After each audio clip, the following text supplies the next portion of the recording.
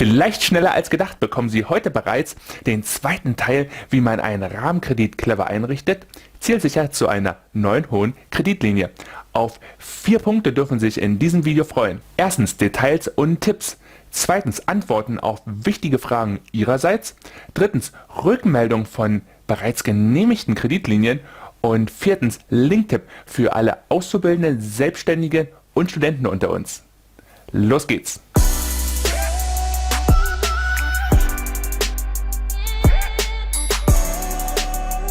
Wenn Sie den ersten Clip zum Rahmenkredit gesehen haben, erinnern Sie sich vermutlich daran, dass ich dazu geraten habe, die 25.000 Euro komplett zu beantragen, also das Maximum auszureizen.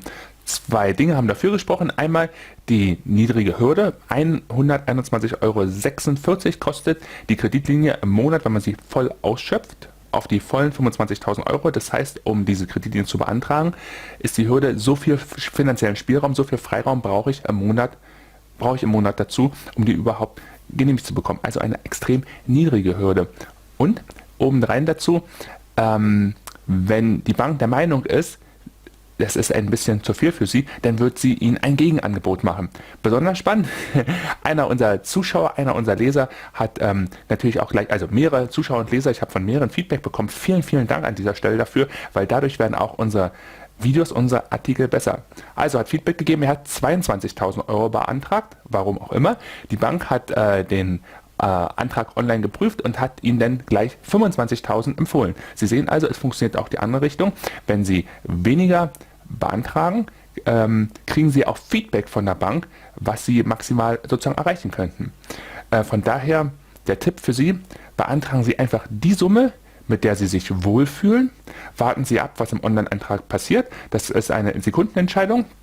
Und wenn Ihnen eine höhere Summe angeboten wird, dann können Sie immer noch überlegen, ob Sie diese annehmen oder ob Sie diese ausschlagen und einfach bei der Summe bleiben, die Sie selbst beantragt haben.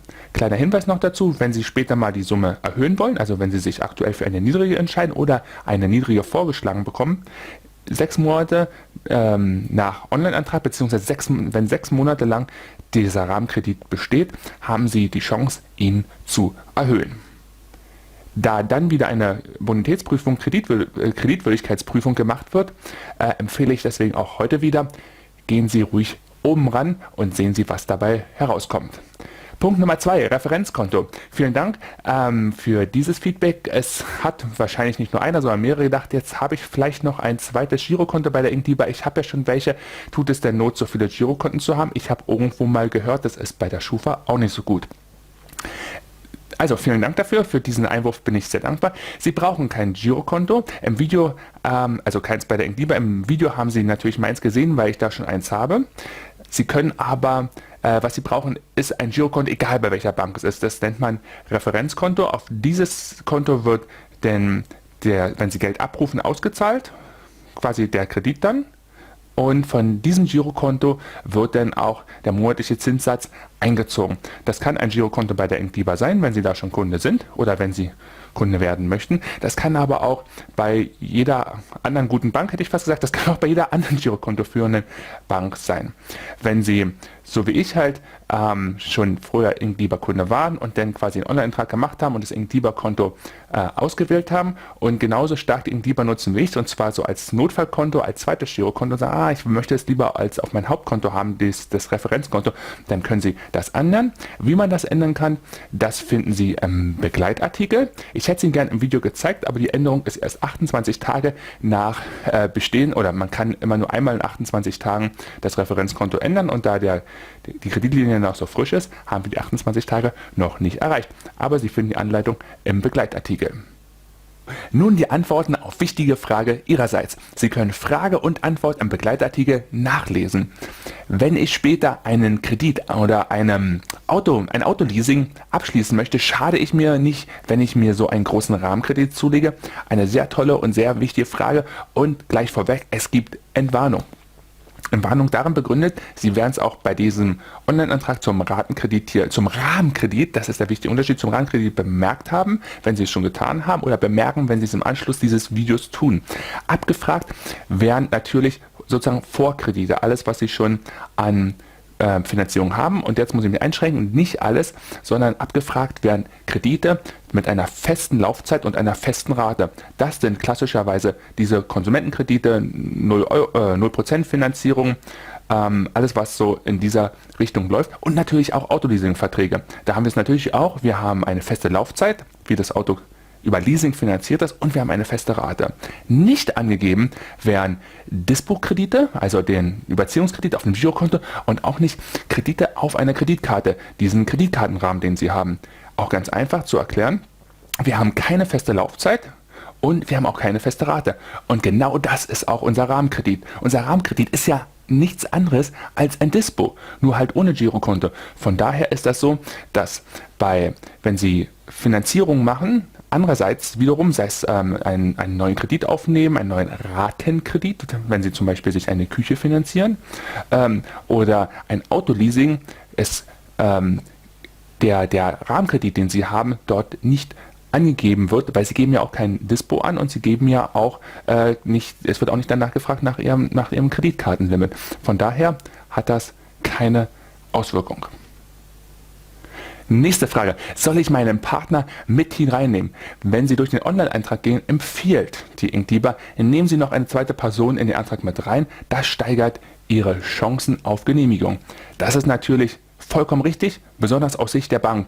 Wenn ich nicht nur eine Person habe, sondern zwei Personen, die für die ordnungsgemäße Vertragsführung mit dem Kredit zur Verfügung stehen, geht es mir als Bank doppelt so gut. Und tatsächlich steigt natürlich auch die Chance auf Genehmigung des Kredits, das ist vollkommen richtig. Aber Sie kennen ja das. Die Hürde ist verdammt niedrig, überhaupt diesen Rahmenkredit zu bekommen, muss man nicht viel tun. Man braucht nur eine gute Bonität in der Schufa.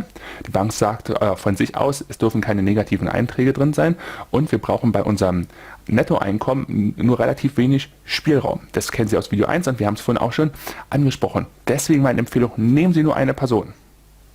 Weil, dann können Sie später, wenn Sie jetzt in einem Team leben, in einem Paar leben oder wie auch immer, wenn Sie noch einen zweiten Rahmenkredit aufmachen, dann hat Person A 25.000 Euro und Person B auch 25.000 Euro und zusammen haben Sie 50.000 Euro.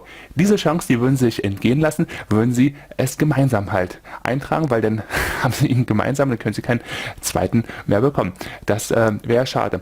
Und falls bei Ihnen, bei der ersten Person, der Kredit nicht genehmigt wird, dann können Sie immer noch eine zweite Person hinzunehmen. Damit steigen natürlich die Wahrscheinlichkeiten. Oder, ein kleiner Tipp an der Stelle, Sie drehen die Person, Sie nehmen quasi die zweite Person dann als erste Person. Dann müssen Sie nämlich auch nicht die 28 Tage warten. Also wenn ein Kredit nicht genehmigt wurde im ersten Versuch, dann kann man Ihnen den zweiten Versuch starten nach 28 Tagen frühestens.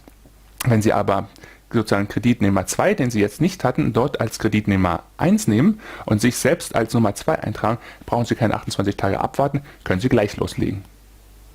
Jetzt zu den Rückmeldungen von bereits genehmigten Krediten. Wir hatten es vorhin kurz angesprochen. Die erste Rückmeldung, die ich bekam von jemand, der 22.000 Euro beantragt hat, denn hinterher 25.000 Euro bekommen hat.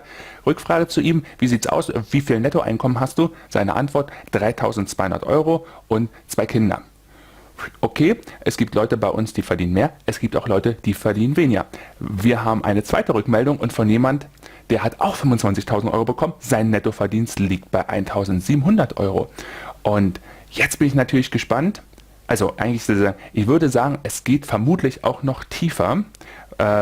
Das kommt so ein bisschen auf die interne Haushaltsrechnung der Inkdiba an, was ein Nettoeinkommen ist, denn was an Kosten für Wohnung abgezogen wird, je nachdem, ob man Eigentum oder zur Miete lebt, was für Pauschalen für Auto angesetzt werden und so weiter. Von daher bin ich gespannt, geben Sie mir Ihr Feedback, was bei Ihrem Antrag war, wie viel haben Sie an Nettoeinkommen und haben trotzdem die 25.000 Euro bekommen. Weiter geht's noch, weil wir uns auf diese 25.000 Euro ja so ein bisschen eingeschossen haben. Ich habe dieses Beispiel, und das sehen Sie hier wunderschön im Begleitartikel auch nochmal durchgerechnet. Es gibt Leute, die fühlen sich auch mit 5.000 Euro zusätzlich als Kreditlinie absolut wohl und brauchen gar nicht mehr. Wie sieht da die Hürde aus? Ganz einfach, also wieder die Rechnung, 5.000 Euro, 30 Tage komplett nehmen. Wie viel Zins fällt an? Es sind 24,29 Euro. Das heißt, wenn Sie sich eine Kreditlinie jetzt, diesen zusätzlichen diesen Rahmenkredit besorgen wollen, brauchen Sie in der Haushaltsrechnung nur knapp 25 Euro einfach überhaben im Monat und schon wird Ihnen die InkDiba im besten Fall den Rahmenkredit auf dem Silbertablett servieren. Doch bitteschön, aufgepasst, wie im ersten Teil auch der Hinweis, wir reden hier nur über die Zinsen.